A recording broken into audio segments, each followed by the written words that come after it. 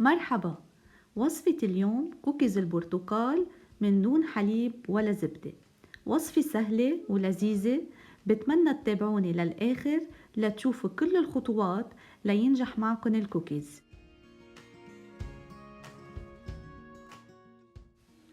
نحن بحاجة ل3/4 الكوب من السكر، 3/4 الكوب من الزيت النباتي، 3/4 الكوب من عصير البرتقال، بيضة واحدة بس، ولا برش برتقالة واحدة.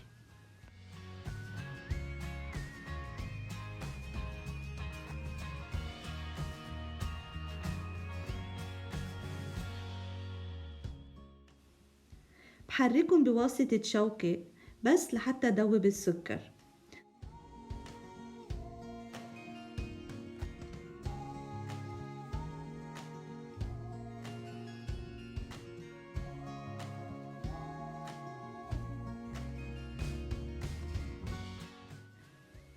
نحن بحاجة ل3 كوب من الطحين المنخول، منضيفه تدريجيا مع معلقة صغيرة من البيكنج باودر، وفيكن تضيفوا اختياري ربع كوب من الجوز.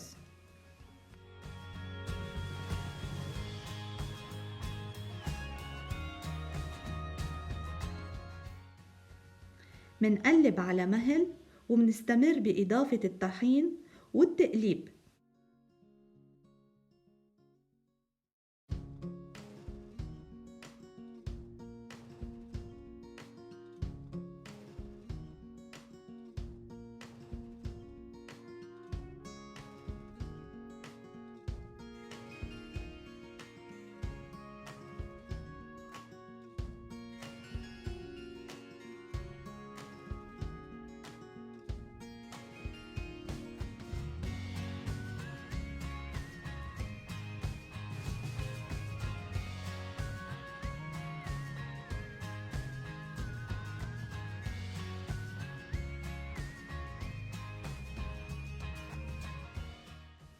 أخيراً منزيد رشة طحين ومنعجن شوي بالإيد.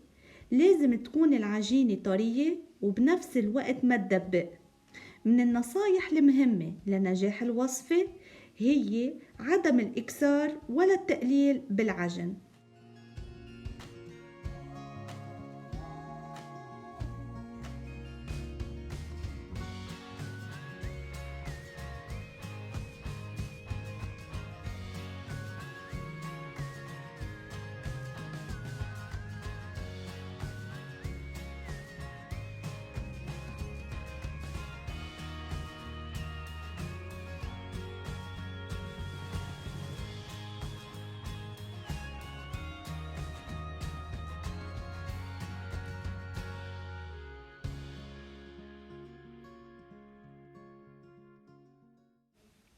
منشكل كرات ومنوضعن بصينية الخبز.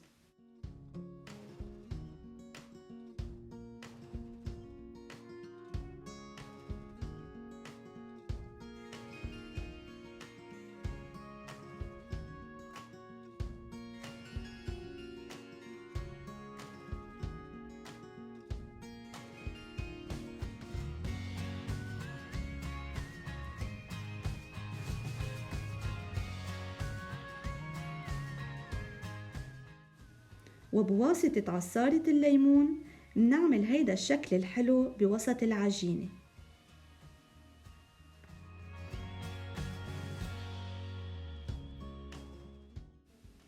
بنخبز 20 دقيقة على حرارة 180 درجة مئوية، ولازم الفرن يكون محمى مسبقا 15 دقيقة.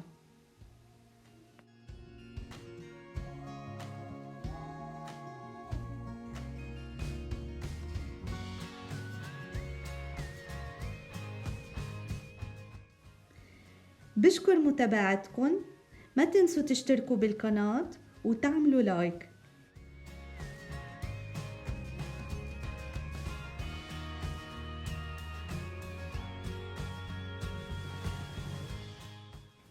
إلى اللقاء بالفيديو المقبل.